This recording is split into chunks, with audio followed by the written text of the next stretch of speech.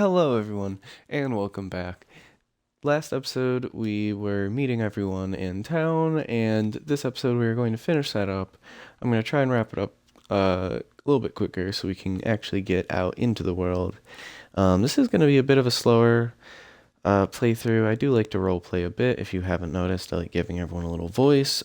If you ever hear me cough, that's just me overdramatically clearing my throat. I do it because I think it's funny. I am okay. But let's just get on with it. So, town center. Let's talk to this man. Let's see if he has anything different to say. Good day, sir. Um, I think this is always the same. How's life here? Times are hard, sir, but we must count our blessings. Okay, so same thing. What is your trade here? I work in the breweries, making ale. The poor folk drink a lot of it, as it's cheaper than wine. We make it with grain brought in from the countryside. I hear that you can find a good price for it in Nookskal. Okay, literally the same thing. What is the latest rumor around here? They say that Nasugai Noyan likes to torture his enemies. I wouldn't want to get on the bad side of that man. Okay, so something different to say. First, maybe not the first lord name we've heard, but Nasugai Noyan tortures his enemies. Let's keep that in mind. But also, everyone we've talked to here makes alcohol and works in the breweries.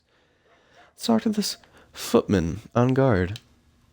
Mind your manners within the walls, and we'll have no trouble. Okay, I will. I love the design and layout of these cities. I think it's so pretty. Can't go in every building, but just the fact that everything is laid out, because you can't go in everyone's house in real life. So I think it's, in a sense, more natural. So let's talk to this prison guard. Here is the prison. Let's see what he has to say. Yes, what do you want? Who is imprisoned here? Currently, no one is imprisoned here. I want to speak with the prisoner. There is nobody inside, therefore you can freely go inside and look around. Oh, all right then. I'll take a look at the prison. Oh, I like this. Okay, it's a nice little defensible area. And then this is the actual prison area. Okay, can lock some people away in here. I don't think this goes anywhere. Or I'm guessing it would go deeper into the dungeon, but okay.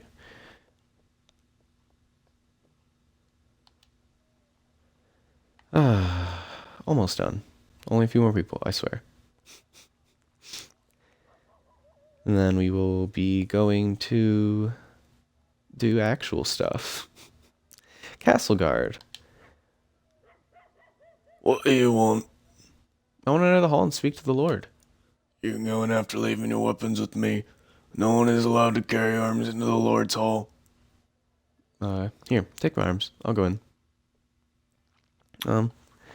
So this is the Lord's Hall. I guess we could speak to the king. Should I be so pretentious to think that I get to speak to the king? Let's see what his guards say. I think these are both Swedian sergeants. We're not supposed to talk while on guard, sir. Okay. You know what? Let's not speak to the king yet. I don't think we're meant to. Not that we're not meant to, but I don't think. I feel like it's too pretentious of me. So here's the guild master. And actually, I'm going to save that for no, not next episode. But we are going to go into the arena first, because it's going to have a much shorter dialogue sequence. This is an interesting area. I guess I haven't actually seen. Walked around up here. There's just people beating the tar out of each other down there. Alright, so now here's the tournament master, which is someone, again, all of these people are people you can talk to in different cities that might say slightly different things in a slightly different layout, look slightly different. Very neat. Good day, my friend. If you came to watch the tournaments, you came in vain. There won't be a tournament here anytime soon. Tournaments? So they hold tournaments here. Yes, they should see... Yes, You should see this place during one of the tournament fights. Everyone from the town and nearby villages comes here. The crowd becomes mad with excitement. Anyway, as I said, there won't be an event here soon, so there isn't much to see. Except there is an official duel every now and then. And of course, we have melee fights almost every day. Tell me about the melee fights. The fighters and knights get bored waiting for the next tournament, so they have invented the training melee. It is a simple idea, really. Fighters jump into the arena with a weapon. There are no rules, no teams. Everyone baits at each other until there's only one fighter left standing. Sounds like fun, eh? Is there a reward? Can I join too? You'd have to be out of your mind not to, of course. The melee fights are open to all. Actually, there's gonna be a fight soon. You can go and hop in if you want to. Good. That's what I'm going to do. I'm not going to right now. Thanks, but I will give my bruises some time to heal. Actually, can you tell me about the rewards again?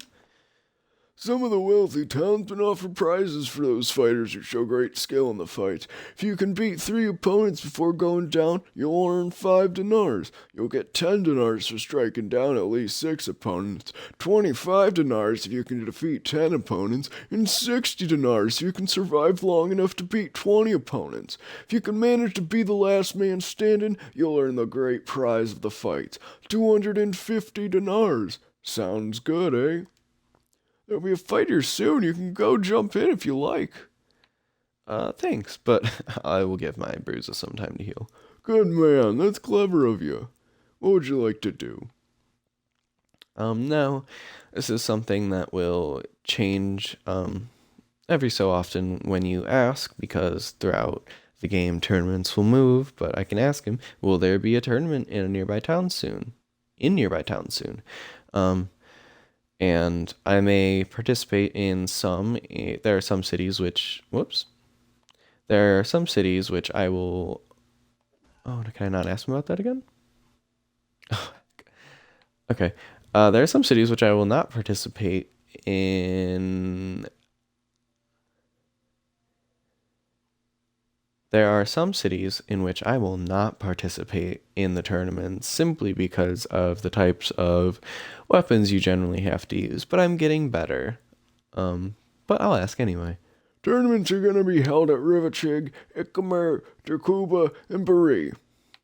Okay, and you leave now. Goodbye. No, this is something that will change every so often when you ask, because throughout the game tournaments will move, but I can ask him, will there be a tournament in a nearby town soon?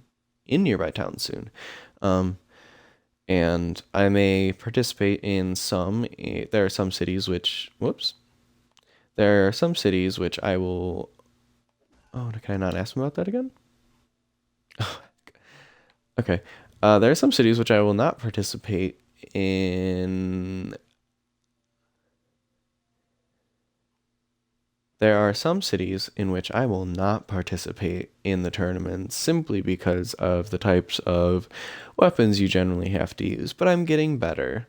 But I'll ask anyway. Tournaments are gonna be held at Rivachig, Ikamer, Derkuba, and Bari. Okay, now let's talk to the guildmaster. The last person we're probably going to be talking to, like, this extensively for a while. I apologize, but roleplay. Hello, stranger.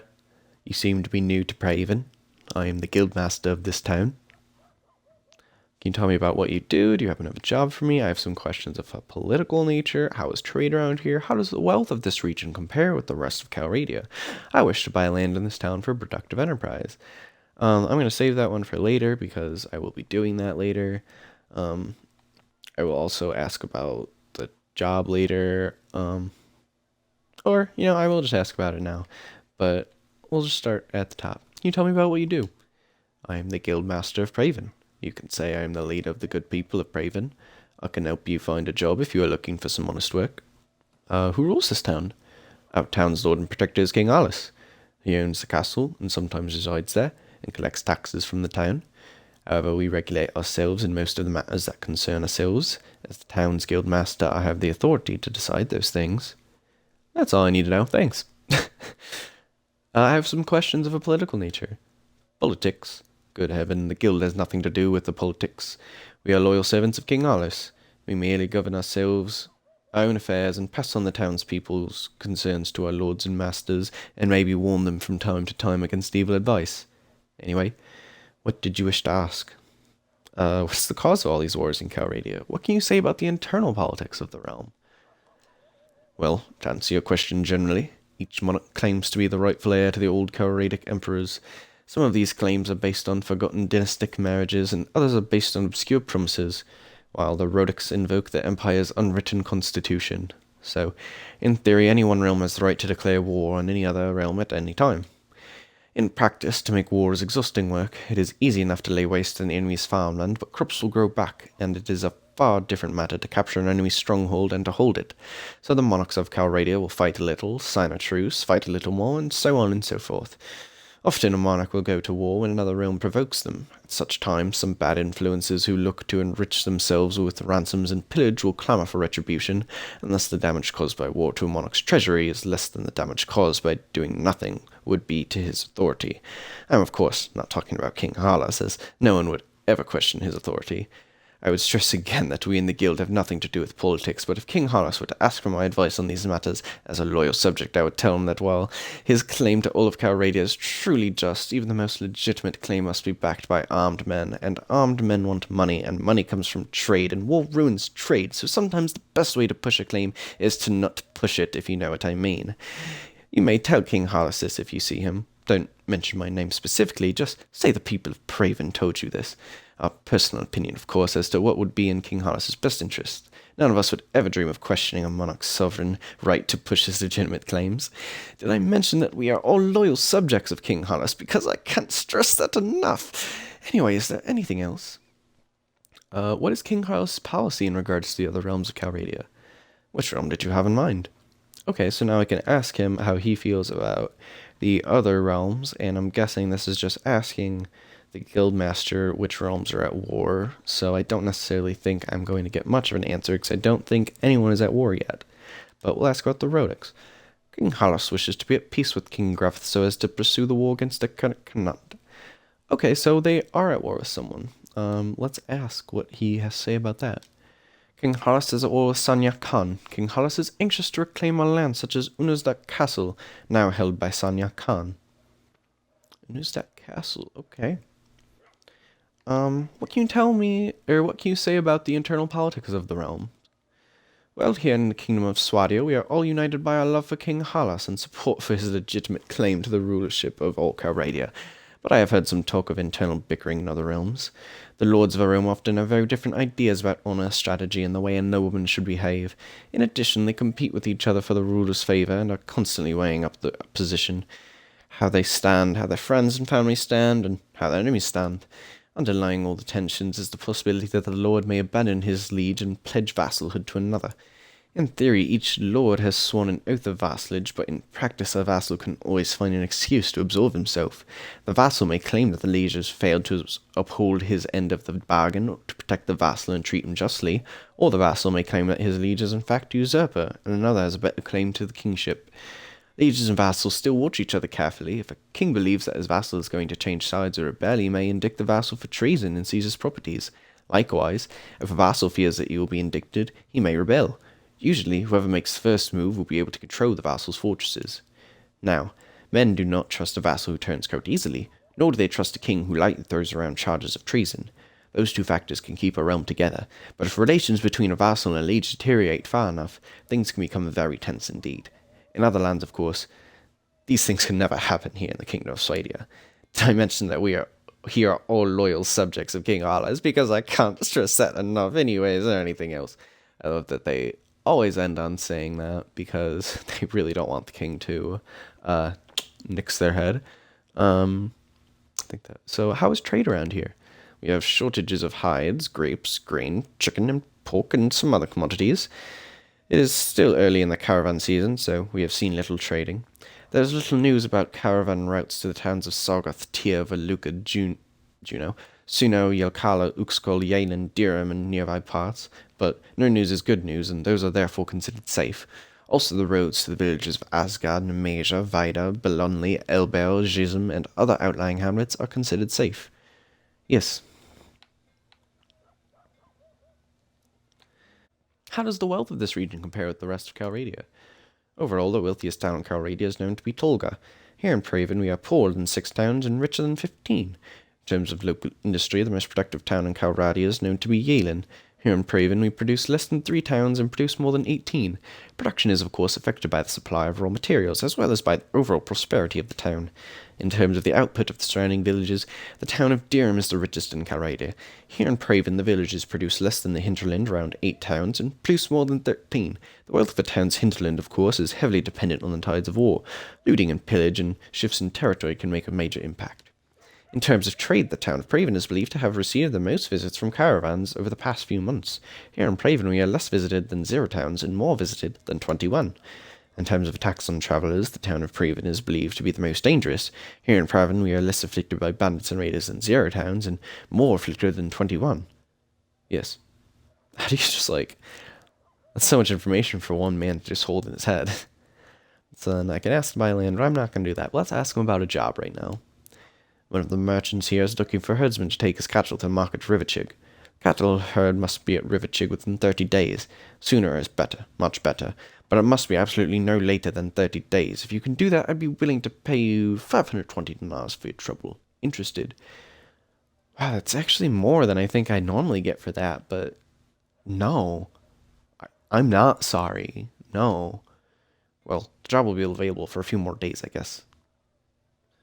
The job will be I'm not sorry. No. Well, the job will be available for a few more days, I guess. The job will be available for a few more days, I guess. Tell me if you decide to take it. And that's all he has to say. So, I will never do those herding jobs. I hate them, I hate them, I hate them. I believe that I've talked to everyone, so let's go back to this map. So, go to the castle. I'd be back in the castle with the king, take a walk around the streets. I visited the tavern. I entered the arena. I talked with all of the merchants. I talked to the guild master. So I have spoken to everyone in town. And now the only thing left to do is I'm going to save real quick, because that's always a good idea. Now the only thing to do is start my quest. So here is the notes menu. Here is where you'll see your quest log on the right, and then when you click on it, there will be a description on the left. Before we do that, recent messages. Here you see, that is from my last game. Don't worry about that. Let's not read that actually. Game log is empty. Recent messages, I guess, would be empty. Game concepts. Oh yeah, we aren't reading all this, but more stuff about the game. Every location in the game has a little just description with their icon telling you what city it belongs to, who owns it, and what faction currently controls it, and then it tells you its prosperity. So this is a nice village. It's rich, I think. No, some of them are starting as average. I don't necessarily know if any of them are going to be poor or anything. They all seem to be rich or average, so that's neat. Here we see the factions tab. These always start exactly the same, with the same members, the same pieces of land, and I guess that's very interesting because, I just started the game, but there's already a truce between the Kharget Khanate and the Serenid Sultanate to not attack each other for 40 days, but then they're also at war with Swadia. So I think wars may also be started randomly, throughout the game, but I think it may start with random wars. Another randomized factor is the lords. It will be the same lords in a faction, and only about 2 lords are completely the same in every playthrough. There's a few that are mostly the same, but then the others are almost completely randomized, switching families, personalities, and relations with other lords. So it's very neat for an interesting playthrough. every time. We see here that the Connaughts, the Kurgan Connaughts logo is a wolf. The Kingdom of Nords, of course, has the crow or possibly a raven, but I'm going to guess that's a crow. Kingdom of Rodix is a bear, and in each of these it shows some weapons and armor that they will use. Swadia is a lion or griffin, but lion head there. The Vagers are, I'm guessing, is like a snow leopard, so pretty dope itself. And then Serenid Sultanate, I believe, is the raven, or I'm not fully up to code on my bird knowledge. Maybe like a hawk, a desert hawk, or like a desert eagle. It definitely doesn't look like a vulture, but it's not a cardinal. I can tell you that. It's also not a flamingo. Go to the characters menu. We see my character here, Izrod. I currently have 10 renown, and I believe it's every 50 renown you are able to have one extra troop in your max party. So my max party right now should be about like between 50 and 70, because I did increase my leadership skill, which increases it by 5. And you can have a max in this base game of about 170-ish troops, I would say. Because there's a point where once you start getting such a high amount of renown, it starts deteriorating faster than you can accumulate it, for the most part. Controversy here. I don't know all the factors that increase it, but if you are a vassal to a lord and they put you in charge of the army, as long as you are in charge, you will be growing in controversy, which means people will be less likely to give you quests and won't necessarily want to be talking to you, and the king will be less likely to give you land. As you can see, I have no land to start. It says I have no fiefs. As you can see, there's all the characters in the game, all of the named lords and ladies, their wives and sisters, daughters. We'll start just by looking at King Harlos of Kingdom of Swadia. Here's like the Swadian logo, his logo. It says here he is the ruler of Kingdom of Swadia. He has 1200 renown, which is 1190 more than me, and he has 20 controversy at the moment. He is the lord of the town here in Praven and another little village called Talburl. The last time I saw him was at Praven. The report is current, so it shouldn't say that for anyone else. We'll go to a lord in his rule. We'll go to Clargus. So here you see it says he is a vassal of King Harlos of Kingdom of Swadia. He has 717 renown, so 707 more than me. And he has 100 controversy at the moment. He is the lord of Suno, which is the closest city to Praven, and obviously they're in the same faction. And Clargus is interesting because he basically has the same logo as the king. He, down here, it shows his age. Doesn't say the age of the kings, but it shows the age of everyone else, basically. It says his family is another lord in Swadian faction, Count Deglin. His brother, his other brother, Count Tradian. Clargus' son is Count Barans. His nephew is Count Rafark, and his other nephew is Count Rockbarth. So I know that in my other playthrough, I don't believe Rafark was Deglin's child, but I do believe Rockabarth was Tradian's child, and Barans may have been Clargus' child. Clargus' wife, I believe, is always Lady Anna. I believe this is always his daughter. It says this is his sister-in-law. So, okay, yeah, so that's either Tradian or Deglin's wife. Melisar is the other one. Theodosa and Irina, nieces of each one. I don't know which order they go in. But, we'll slowly meet people throughout the game. And then it obviously doesn't say the last time I met him because the only person I have met so far is the king. which I didn't technically meet, but I saw him. So we go back to the quest menu, and then we will click on Collect 5 Men, given on March 23rd, 1257. Now, this game, not completely historically accurate because it's a made-up, but it's historically accurate, social systems and weapons, armor. Like, it's meant to look and play as if it were like 1257, but it's obviously not. And currently, as I'm doing this, Pancake, the beautiful cat to whom this account on YouTube is accredited, is watching my little arrowhead go across the screen. She loves watching it, and she used to throw herself against the wall when we had a projector and I'd play this game because she loved attacking it. So you will definitely see videos of her playing with the screen at some point on this channel.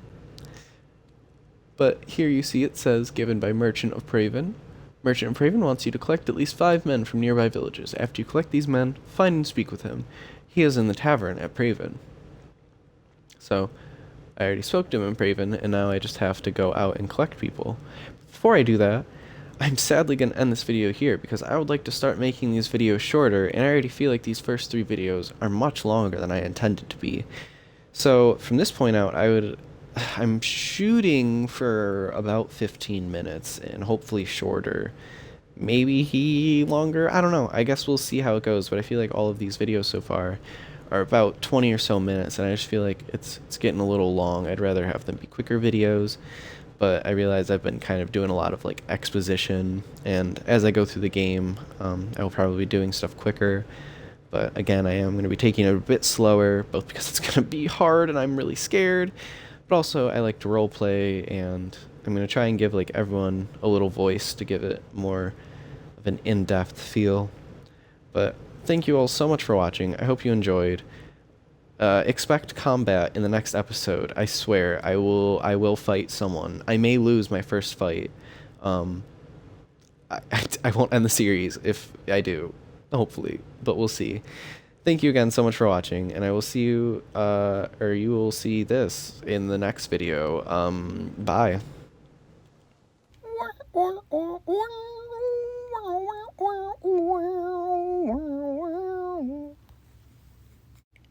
All right.